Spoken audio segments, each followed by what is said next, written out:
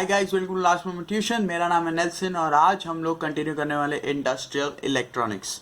अब industrial electronics का या फिर इलेक्ट्रॉनिक्स का सबसे फेवरेट क्वेश्चन आज हम लोग एड्रेस करने वाले हैं, वो है AC Motors versus DC Motors. अब मैंने एसी वर्सेस डीसी यहाँ पे लिखा तो है, लेकिन मैं भूल गया कि एसी मोटर्स हम लोग देखने वाले हैं इसमें guys. This is not about AC current and DC current. This is about AC motors versus DC motors. Alright, let's dive into this. This is a basic distinguish between, आपको 6 से 7 points दिए मैंने, वो 6 से 7 पॉइंट्स आपको बस लिखने हैं, छापने हैं, समझने हैं और आपका आंसर बन गया। मोटर्स का सबसे फेवरेट क्वेश्चन है AC Motors versus DC Motors, फर्क क्या है बताओ। ऑलराइट, ये है हमारा DC मोटर्स का पार्ट, ये है हमारा AC मोटर्स का पार्ट। पॉइंट बाय पॉइंट जाएंगे, समझेंगे इसमें दिया क्या है। ऑलराइट, सबसे basic point, this runs on direct current, this runs on alternating current. Okay, next point, in DC motors the rotating member is called the armature and the stationary winding is called the field winding. Okay, आप लोगों ने देखा होगा दो magnets के बीच में जब वो आर्मेचर घूमता है, जो चीज ऐसे घूमती है ना, रोटेटिंग डिवाइस होता है बीच में। याद आया रहेगा, 8th स्टैंडर्ड में सीखा था हम लोग ने पीपीटी पे, ऑडियो विजुअल देखा होगा इसका। वही सेम चीज है, जो बीच में होता है वो आर्मेचर होता है, ठीक है, और जो मैग्नेट बनाता है साइड में वो होता है वाइंडिंग, राइट, फील्ड वाइंडिंग बोलते हैं हम लोग इसको। एसी मोटर्स में ऐसा क्या होता है, AC motors the rotating member is called the rotor while the stationary member is called the stator. Simple सा पॉइंट है, सिर्फ नाम दिए हुए उसको। Next, the DC motor have commutator and brushes. ठीक है, कम्यूटेटर एंड ब्रशेस देखे होंगे हम लोग ने, वो जो वाइंडिंग है, ठीक है, आर्मेचर है, आर्मेचर कनेक्ट होता है वो ब्रशेस से, वो रिंग्स से कनेक्ट होता है, स्लिप रिंग से सॉरी, और वो कनेक्ट होता है हमारा एंड पॉइंट जो होता है उस पर कनेक्टेड होता है वो। ऑलराइट, तो क्या यूज होता है उसमें, commutators and brushes, carbon brushes use होता है, राइट। ये सब 8th स्टैंडर्ड के हम लोग ने ऑडियो विजुअल में देखा है गाइस, यही आप लोगों को लिखना है यहाँ पे।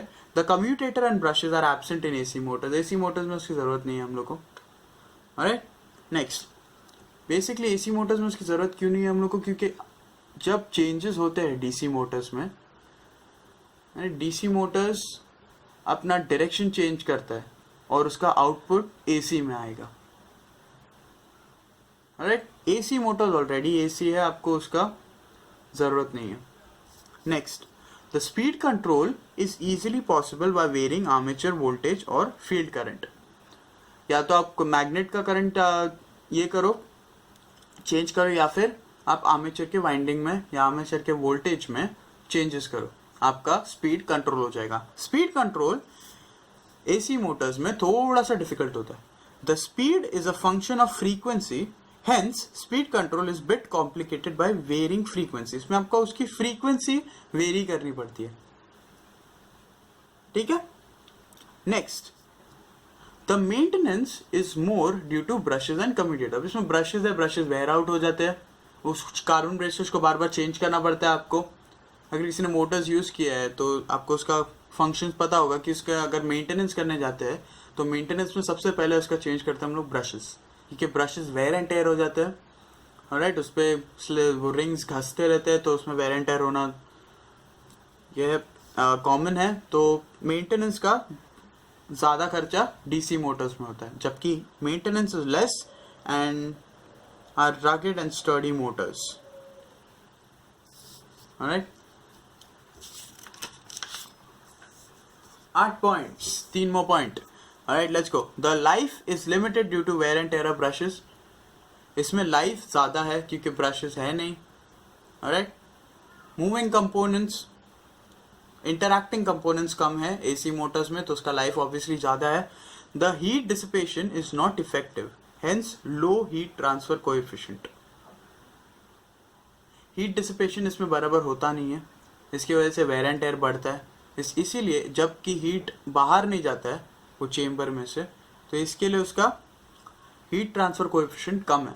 यहाँ पे heat transfer coefficient is high, the heat dissipation is effective, इसके लिए इसका लाइफ ज़्यादा बढ़ जाता है। इसमें थर्मल जो वेयर एंड टेयर होता है वो इसमें कम होता है, ज़्यादा गर्म नहीं होता है।